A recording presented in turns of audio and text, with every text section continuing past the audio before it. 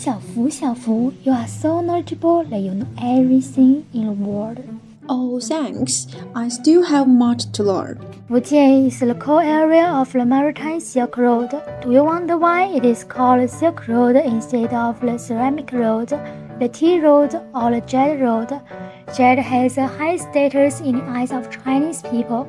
During the spring and autumn period, Guangzhong concluded that jade could represent 9 virtues. Besides, tea and ceramic are also Chinese specialties.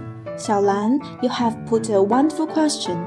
Recently, I happened to be reading A View of China from the Sea, written by Professor Su Wenjing, in which the nomenclature of Silk Road is mentioned. Great, just tell me more about it.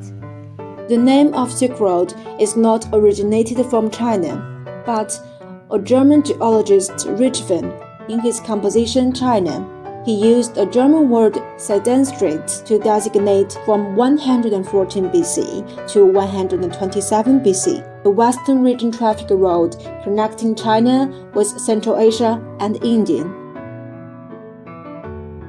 Wow, incredible. Without you, I would never have known that the Silk Road is actually named by the Germans.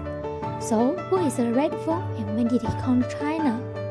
To answer these questions, we have to recall the history of 1840. The Opium War in 1840 opened the door of the mysterious China to Europeans again, and set off an international climax of renewing understanding of this ancient empire. Richthofen was a lucky man, as he had just graduated from the University of Berlin in 1856 and was qualified as a geologist. He followed the Far East expedition to China. 1 year later, he went to the United States. During the time in the US, he not only participated in the gold rush, but also witnessed the emerging boom of investment in China. Thus, his desire to study China was rekindled. In 1868, he received grants from the Bank of California and the Financial Organization of Foreigners to visit China again. Richthofen designed 7 expedition routes to 13 provinces of the Qing dynasty, all of which are recorded in China, which he compiled and published after returning to Europe. So, did Red Phone get inspiration for the name Silk Road after chasing the Silk Road? Richthofen had planned to enter the Hexi corridor for an expedition. However, he failed to do so due to some turmoils such as the Shanxi-Gansu-Hui people uprising. Later, he found that among the goods exported, Chinese silk was the most popular one. Therefore, the ancient Greeks and Romans called China Ceres, meaning silk country. Richthofen probably got the inspiration from this. The way Richthofen named it helped Europeans establish a new knowledge system to better understand ancient China and the relationship between ancient West and China. Oh, I see. This name is an intellectual concept from Western sinology. You're right. Although Richthofen proposed the conception of the Silk Road, he only mentioned it briefly in the first chapter of China.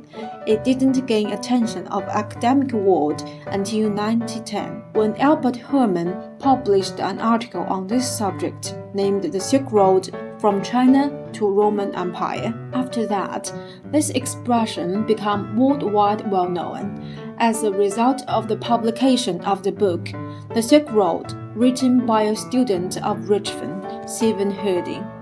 This popularity makes it possible that the old trade route, along with trade relation between ancient China and Europe, re-entered the vision of the world. Therefore, we can conclude that the Silk Road is named by Europeans, which cannot perfectly represent Chinese people's worldview, and to some extent is an expression of Eurocentric theory.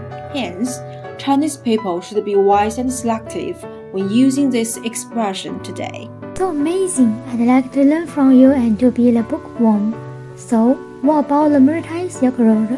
Is its name originality as interesting as this one? Well, we can still find the answer in the book a view of China from the sea?